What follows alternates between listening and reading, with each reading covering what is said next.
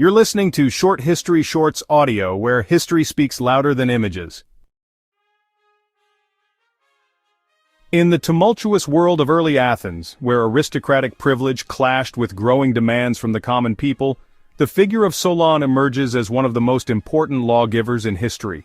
Born around 640 BC into a family of noble lineage yet moderate wealth, Solon straddled the worlds of privilege and common cause, a poet, statesman and reformer whose life's work would shape the trajectory of Athenian democracy for centuries to come.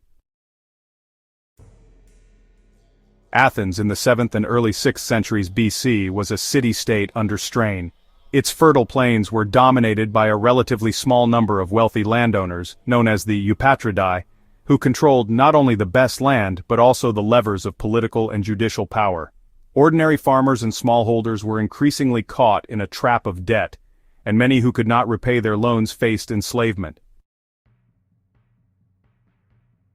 This form of debt bondage, where Athenians could be sold into slavery for failure to pay, became a flashpoint for deep social unrest.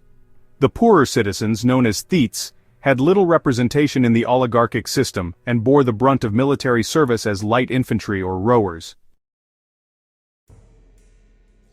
Athens faced another problem. The economy, while connected to trade across the Aegean, was hindered by internal instability. Factional rivalries, known as stasis, divided the aristocracy into competing political blocs, each vying for control over the city. If this tension continued unchecked, Athens risked descending into the kind of civil strife that had torn other Greek city-states apart. It was against this background that Solon, already renowned for his poetry and moderate political stance, was chosen as archon, chief magistrate, around 594 BC, with an extraordinary mandate to reform the laws and reconcile the classes before Athens tore itself apart.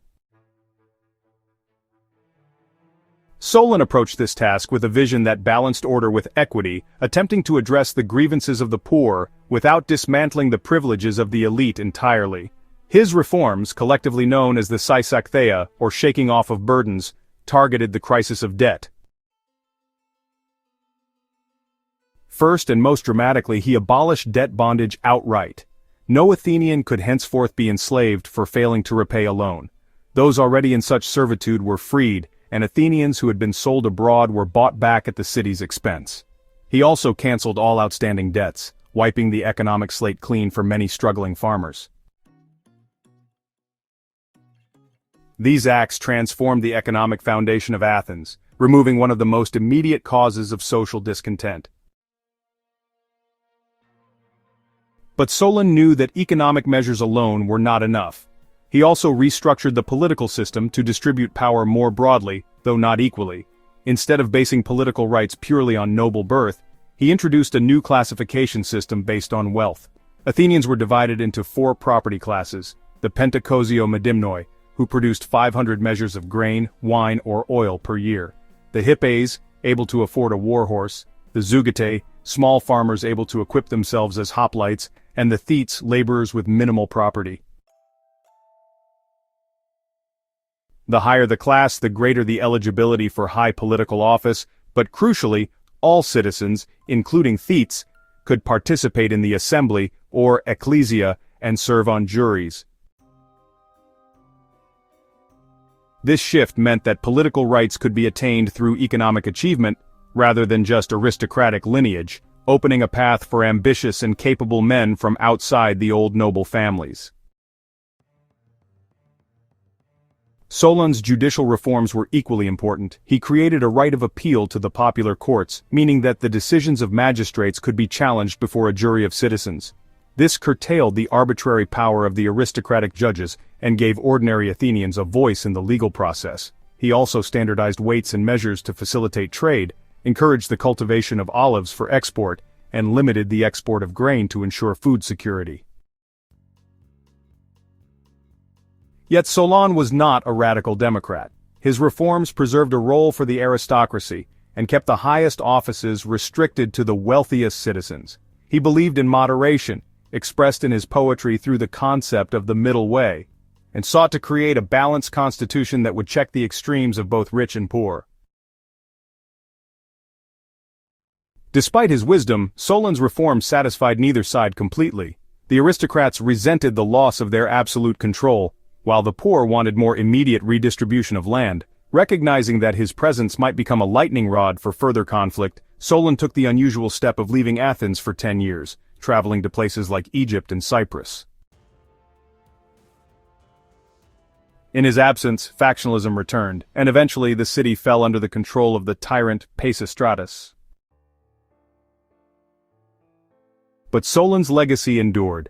Even though the tyranny temporarily interrupted his constitutional vision, many of his reforms actually remained in place and provided a foundation for the later development of Athenian democracy in the 5th century BC under leaders like Cleisthenes and Pericles. Solon's story is also, remarkable for the way he combined lawmaking with the art of poetry. His verses were not merely artistic, but moral and political statements, often urging moderation, justice, and the avoidance of hubris. He saw law as a means to shape the character of the polis, not just regulate its affairs. In this, he actually anticipated later philosophical ideas about the moral role of government. His economic policies encouraged a shift in Athens toward trade and craftsmanship, laying the groundwork for its rise as a commercial power. His legal and political reforms created mechanisms for broader participation, which in turn fostered a civic identity that transcended clan and class. Even his failures had value, for they demonstrated the limits of reform without deep cultural change, and his willingness to step away from power rather than seize it by force left an enduring model of civic virtue. In later centuries, Athenians looked back to Solon as one of the 7 sages of Greece, a figure whose wisdom had set their city on the path to greatness. Philosophers like Aristotle would analyze his constitution in the Politics, while dramatists invoked his name as a byword for justice and moderation. In the long arc of Greek history, Solon's reforms mark a turning point, the moment when Athens began to move away from the narrow dominance of birthright and toward a broader, more flexible vision of citizenship. His balancing act between competing social forces remains a timeless example of political craftsmanship, showing that lasting change often requires compromise, foresight, and a deep understanding of the society one seeks to reform. From the troubled farmlands of Attica to the assembly where citizens' voices began to carry new weight, Solon's Athens was not yet the democracy of the classical age, but it was undeniably on the road toward it, thanks to a man who believed that law could bind a community together in justice and stability. And so, the legacy of Solon the Lawgiver is not merely a list of statutes but a vision for a city in which law, equity, and civic participation would form the backbone of its greatness. A vision whose echoes would resound through the centuries, shaping not just Athens, but the very idea of